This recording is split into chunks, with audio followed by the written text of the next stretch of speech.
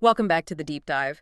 Today we're digging into the numbers behind a couple of big live games. We've got Crazy Time, which everyone knows, and this newer one, Crazy Balls. It kind of mixes bingo with that game show feel. We've got the strategy guides, the stats, and yeah, the mission is pretty clear. We want to figure out quickly, which game gives you a better mathematical shot, and how do these betting strategies actually work with volatility? That's right. We're setting aside the flashing lights for a moment. For you listening, this is all about the math. We're talking return to player RTP and how the way you bet, well, it links directly to managing the game's ups and downs, the volatility. So we're looking at the data, seeing how the experts suggest you spread your bets based on risk. Okay, let's unpack this then. The sources we have lay out a pretty direct comparison. And honestly, just glancing at the numbers, it seems kind of obvious which one comes out on top, at least initially. Yeah, the stats, they're pretty clear, actually. Crazy Balls offers a consistently higher expected return, higher than Crazy Time. Um, Across basically every similar bet you can make if you just look at them as like mathematical machines. The new game seems tuned a bit more in the player's favor. Okay, consistently higher. What kind of difference are we talking about here? Because RTP, that's the long-term percentage back, right? Even small bits, like fractions of a percent, they add up over time, yeah? What's the pattern? Well, the pattern is that Crazy Balls has kind of set its RTP baseline uh, just a notch above Crazy Times. Take the basic number one bet in Crazy Time. That's their most stable one. It's at 96.08% RTP. In Crazy Balls, the equivalent bets, the bingo cards we'll get into, they start at 96.00%. So right off the bat, the base game stability is, well, marginally better. But the real excitement, for a lot of players anyway, it's those bonus rounds, isn't it? Where the big multipliers can hit. Does Crazy Balls keep that mathematical edge when things get riskier? It does, yeah, and often by a wider margin, actually. Let's look Yeah. at coin flip. That's a lower tier bonus in both. In Crazy Time, coin flip's RTP is 95.70% Okay. in Crazy Balls. It jumps to 96.49%. Wow, okay, that's nearly a whole percent difference. That's Yeah. pretty significant for one bet type. It is, yeah. And you see similar things for the mid-tier bonuses, too, like Cash Hunt. It goes from 95.27% in Crazy Time up to 96.09% in Crazy Balls. Yeah. Even the big one, the main Crazy Time bonus round itself, it improves, too, from 94.41% to 95.54%. So what's the bottom line here? If your main goal is getting the best possible expected return, statistically speaking, it seems like Crazy Balls is just, well, built better for that across the board. Mathematically, yes. If you're looking purely at expected return for any given bet type, Crazy Balls consistently offers a superior number. The game's just designed with a slightly smaller house edge compared to Crazy Time. Okay, now this is where I think it gets really interesting. Because the guide doesn't just compare the two games, it talks about a big choice within Crazy Balls itself. You've got these two bingo cards, Free Space and Multi-Card. Right, and this is where we really need to understand volatility. Volatility is basically about how your wins come. Do you want lots of little wins pretty often? Or are you okay waiting for those, rarer but much bigger payouts? Let's look at how the cards actually work first. What's the difference? Okay, so the free space card, it gives you the center spot marked right from the start. That makes it easier to finish a bingo pattern. So it's built for, like, stability, more consistent, smaller wins. The multi-card, though, it puts a multiplier in that center spot. You have to actually hit the ball with that number to mark it off. So it's harder to win on, but the potential payout is way higher if you do hit it right. Right, but here's the bit that jumped out at me from the sources. They say both cards have the exact same RTP, 96.10%. Wait, hang on. How does that work? How can a card that pays out often but small give the same long-term return as one that pays out rarely but big? It's a perfect mathematical balancing act, basically. The free space card pays out frequently, but the maximum win on it is capped. It's 39-1, the multi-card. Pays out way less often. But when it does hit, especially with that center multiplier, it can go up to 199-1. So the sheer number of small wins on the free space card balances out mathematically against the size of those rare big wins on the multi-card. Over the long run, the expected return averages out to be exactly the same. Okay, that's fascinating. So the implication for your strategy, it's huge. Since the RTP is identical, the choice isn't about which card is better in terms of return. It's purely about risk, about volatility. Exactly. It's about managing volatility. Yeah. The strategy that comes from this is like building a little portfolio. You put, say, larger bets on the free space cards because these smooth things out, give you that stability. Then you put smaller, more speculative bets on the multi-cards. You're chasing that 199x potential, sure, but you're doing it in a way that the losing streaks you'll inevitably hit with high volatility don't just wipe out your bankroll. Okay, so we've got the cards sorted. Now let's move to the bonus rounds. These are really the main event, right? Where you can hit those massive payouts up to, what, 20,000x the bet.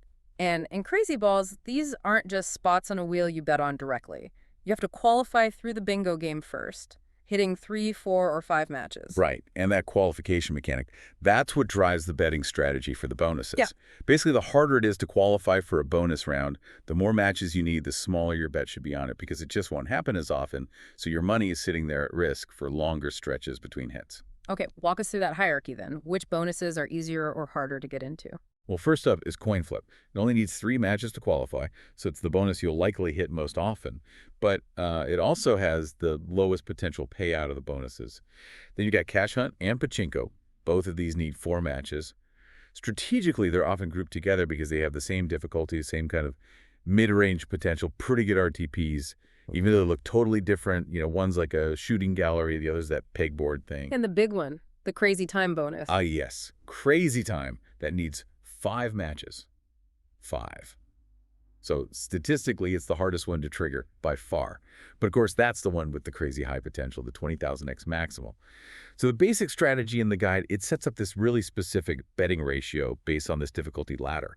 And it stresses, don't bet more than maybe 5% of your total bankroll in a single game round. Keep it disciplined. Let's talk about those proportions. Forget exact money amounts for a sec, just the ratio. How does that basic strategy spread the bets? Okay, so the basic idea is stability first.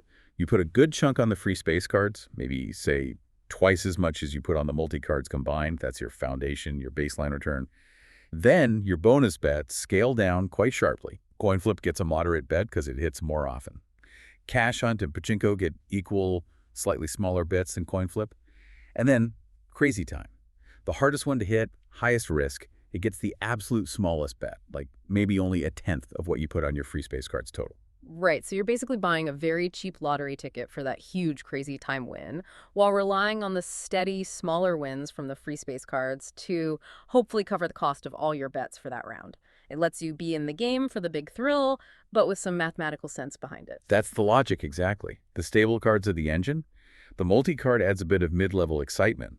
And the bonuses are your long shots, your jackpot chases, but sized appropriately for how rarely they actually show up. Now, the source material we looked at, it doesn't just give one strategy. It actually lays out, 3 other ways to approach it, depending on how much risk you're comfortable with.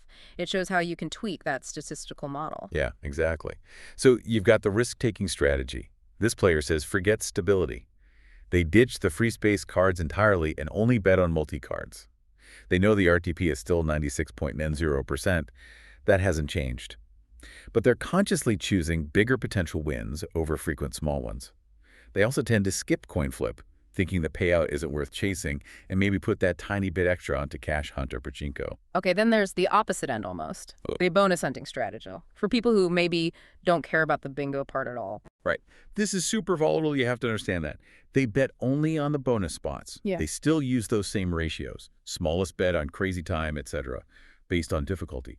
But, and this is crucial, they have to cut their total bet per round way down, maybe only 1% of their bankroll. Why? Because without the bingo cards feeding them small wins, the gaps between hitting any bonus can be really long and drain their funds fast. This is more about chasing the thrill of the features. And the third alternative, the safe strategy. This is all about maximizing stability. They go all in on free space cards. Forget multi-cards entirely. They're just playing for that consistent 96.10% RTP from the most stable bet type. And because the swings, the variance, is so low with this approach, they can actually afford to bet a bit more per round, maybe 7%, even 10% of their bankroll. They might still place tiny bets on the bonuses just in case, but the main focus is grinding out wins on the free space cards. Which brings us back to, well, the hard truth about casino math, doesn't it? We've got these detailed strategies. Crazy Balls has a better RTP than Crazy Time. But is any of this a guaranteed way to win money? No, unfortunately not. That's the reality. Even with these high RTPs, 95.5%, 96%, even for the risky bonuses in Crazy Balls, which is quite good for those bet types, there's still always that built-in house advantage. These strategies are about maximizing your playtime, maybe maximizing your entertainment value for your budget. They're not and can't be a guarantee of profit in the long run. And there's another important point about trying to analyze these games from the outside, isn't there? The whole idea of predictor tools doesn't really work here like it might elsewhere. That's a really key point, yeah, because the bingo cards are unique to you, the player. Watching the interface showing which balls have been drawn, it doesn't really help your strategy much unless that ball happens to match a number on your specific card. The only things that are the same for everyone are like which bonus card gets assigned if you qualify, or if a free space comes up, or the multipliers in the bonus rounds themselves. The core bingo game outcome. That's individual. So general prediction is kind of useless for your own card results. Hashtag outro. So we try and, connect all this back to the bigger picture, this whole deep dive into crazy balls. It's really a fantastic illustration of managing volatility. Even when one game, like Crazy Balls, clearly offers better mathematical returns than another, like Crazy Time. And even when you have these really specific data-driven betting strategies, at the end of the day, the choice for you, the player, it comes down to something quite personal, quite psychological. Are you managing for the steady, predictable feel of a, say, 39-1 win? Or are you chasing that, life-changing but incredibly rare 20,000x hit? Strategy isn't just about the numbers. It's about how you handle the emotional ride of the wins and losses. Yeah, and that leads us to maybe a final thought for you to chew on. The guide itself points out something really telling. It says the mathematically best strategy, just betting on the higher TP bingo cards and skipping all the bonuses entirely, probably isn't the most fun way to play. So if optimizing your pure expected return means stripping out the main spectacle, the exciting part of the game, what does that really tell you? What's that balance for you between playing the cold hard stats and actually, enjoying the experience and thinking about those different strategies, the risk taker, the bonus hunter, the safe player? If you were starting with a pretty small bankroll, which one would you lean towards to try and make your playtime last? Something to think about.